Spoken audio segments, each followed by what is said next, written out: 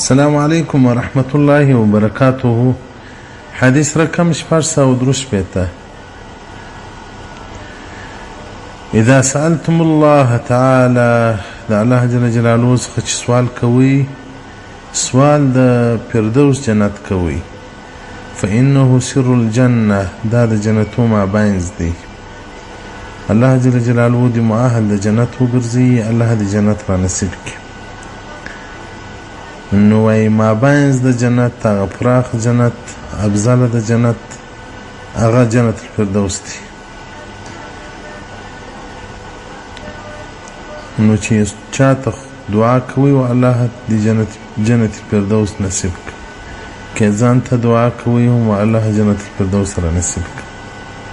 حدیث نمبر 404. اذا سألتم الله تعالى، د الله څخه سوال کوي، دعا کوي، نو تاسو دغه د لاسو ورغوي د اسمان خواته نس،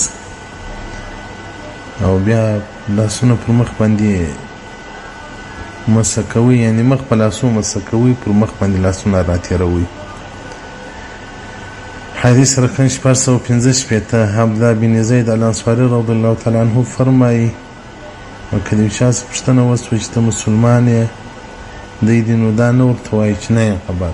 په ایمان کې شک کول کفر دی. زموږ په مذهب کې هم که یو چا درته وایي چې مسلمان یې، الحمدلله مسلمان یې. حدیث رقم 416. اذا سافرتم، رسول الله صلی الله علیه وسلم وایي کوه چې سفر کوئ، نو تاسو ته د امامت هغه څوک درکوي چې قاري وي په تاسو کې، قرآن ښه زده وي.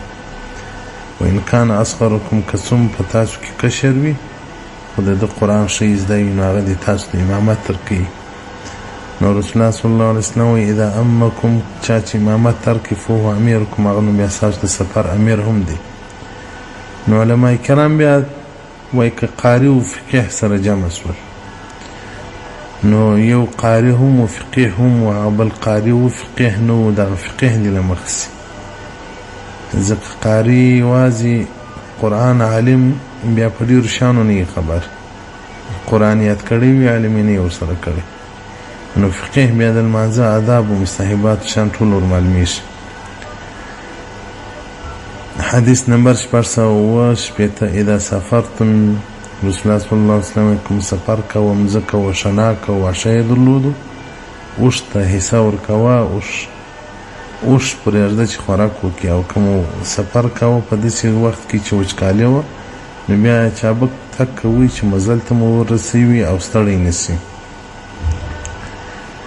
او کوم د شپې، رسول الله صلی الله علیه وسلم وایي استراحت کوه، په سفر کې ولاست، فاجتنبوا الطریق، د لارې څخه ګوښه سي، ځکه دغه لار چې ده د حیوانات هم پر تېرېږي، د شپې حشراتو بلایې هم پر تېرېږي.